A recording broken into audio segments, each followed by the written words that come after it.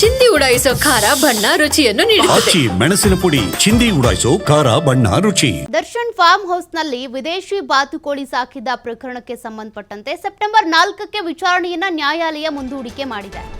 ಇವತ್ತು ಟಿ ನರಸೀಪುರ ಕೋರ್ಟ್ಗೆ ದರ್ಶನ್ ಹಾಜರಾಗಬೇಕಾಗಿತ್ತು. ಬಟ್ ಈ ವಿಚಾರಣೆಯನ್ನ ಮುಂದೂಡಿಕೆ ಮಾಡಿದೆ ನ್ಯಾಯಾಲಯ. ಸೆಪ್ಟೆಂಬರ್ 4ಕ್ಕೆ ವಿಚಾರಣೆಯನ್ನ ಕೈಗೆತ್ತಿಕೊಳ್ಳಲಾಗುತ್ತೆ. 2 ವರ್ಷದ ಹಿಂದೆ ಅರಣ್ಯ ಇಲಾಖೆ ಕಡೆಯಿಂದ ನೋಟಿಸ್ ಜಾರಿಯಾಗಿತ್ತು, ಎಫ್ಐಆರ್ ದಾಖಲು ಮಾಡಲಾಗಿತ್ತು. ವಿದೇಶಿ ಬಾತುಕೋಳಿಯನ್ನ ಸಾಕೋದಕ್ಕೆ ಅನುಮತಿ ಪಡೆದಿಲ್ಲ ಅನ್ನುವಂಥ ಕಾರಣಕ್ಕೆ ಎಫ್ಐಆರ್ ದಾಖಲು ಮಾಡಲಾಗಿತ್ತು. ಬಾರ್ ಹೆಡೆಡ್ ಗೂಸ್ ಬಾತುಕೋಳಿಯನ್ನ ಸಾಕಿದ್ದಂಥ ನಟ ದರ್ಶನ್ ಟಿ ನರಸೀಪುರ ತಾಲೂಕಿನ ಕೆಂಪಯ್ಯನಹುಂಡಿ ಫಾರ್ಮ್ ಹೌಸ್ನಲ್ಲಿ ಬಾತುಕೋಳಿ ಸಾಕಿದ್ರು. ಆದರೆ ಅನುಮತಿ ಇಲ್ಲದೆ ಸಾಕಬಾರದು, ಅನುಮತಿಯನ್ನ ಇಲ್ಲಿ ಅನುಮತಿ ಪಡ್ಕೊಂಡಿರಲಿಲ್ಲ ದರ್ಶನ್ ಅವರು. ಹಾಗಾಗಿ ಒಂದು ನೋಟಿಸನ್ನು ಜಾರಿ ಮಾಡಿ ಎಫ್ಐಆರ್ ದಾಖಲು ಮಾಡಲಾಗಿತ್ತು. ಇವತ್ತು ವಿಚಾರಣೆ ಆಗಬೇಕಾಗಿತ್ತು, ಆದರೆ ಕೋರ್ಟ್ ವಿಚಾರಣೆಯನ್ನ ಮುಂದೂಡಿಕೆ ಮಾಡಿದೆ ಸೆಪ್ಟೆಂಬರ್ 4ಕ್ಕೆ. ಇನ್ನು ಮ್ಯಾನೇಜರ್ಗೆ ನೋಟಿಸ್ ಕೊಡಲಾಗಿತ್ತು ಕೋರ್ಟ್ ಕಡೆಯಿಂದ, ಆದರೆ ನಟ ದರ್ಶನ್ ಪರ ವಕೀಲರು ಕೋರ್ಟ್ಗೆ ಹಾಜರಾಗಿದ್ರು.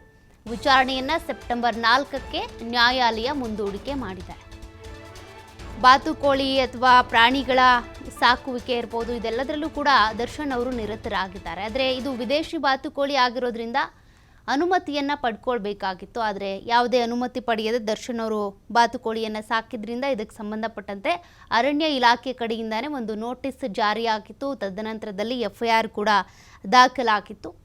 ಸದ್ಯ ಇದರ ವಿಚಾರಣೆ ಇವತ್ತು ನಡಿಬೇಕಾಗಿತ್ತು ಟಿ ನರಸೀಪುರದ ಕೋರ್ಟ್ನಲ್ಲಿ. ಆದರೆ ಕೋರ್ಟ್ ಕಡೆಯಿಂದಾನೇ ಈಗ ಈ ಒಂದು ವಿಚಾರಣೆಯನ್ನು ಮುಂದೂಡಿಕೆ ಮಾಡಲಾಗಿದೆ ಅನ್ನೋದು ಗೊತ್ತಾಗ್ತಾ ಇದೆ. ಸೆಪ್ಟೆಂಬರ್ 4ನೇ ತಾರೀಕು ವಿಚಾರಣೆ ನಡೆಯುತ್ತೆ. ಅವತ್ತು ದರ್ಶನ್ ಅವರು ವಿಚಾರಣೆಯನ್ನು ಫೇಸ್ ಮಾಡಬೇಕಾಗುತ್ತೆ. ಟಿ ನರಸೀಪುರ ತಾಲೂಕಿನ ಕೆಂಪಯ್ಯನಹುಂಡಿಯಲ್ಲಿ ಇರುವಂಥ ಫಾರ್ಮ್ ಹೌಸ್ ಇದು. ಈ ಫಾರ್ಮ್ ಹೌಸ್ನಲ್ಲಿ ಇವರು ಬಾರ್ ಹೆಡೆಡ್ ಗೂಸ್ ಬಾತುಕೋಳಿಗಳನ್ನು ಸಾಕಿರೋದು. ಇದಕ್ಕೆ ಸಂಬಂಧಪಟ್ಟಂತೆ ಅರಣ್ಯ ಇಲಾಖೆ ನೋಟಿಸನ್ನು ಕೊಟ್ಟಿತ್ತು 2 ವರ್ಷದ ಹಿಂದೆ. ಅದರ ವಿಚಾರಣೆ ಇವತ್ತಾಗಬೇಕಾಗಿತ್ತು, ಆದರೆ ಮುಂದೂಡಿಕೆ ಆಗಿದೆ. ನ್ಯಾಯಾಲಯ ಸೆಪ್ಟೆಂಬರ್ 4ಕ್ಕೆ ಮುಂದೂಡಿದೆ.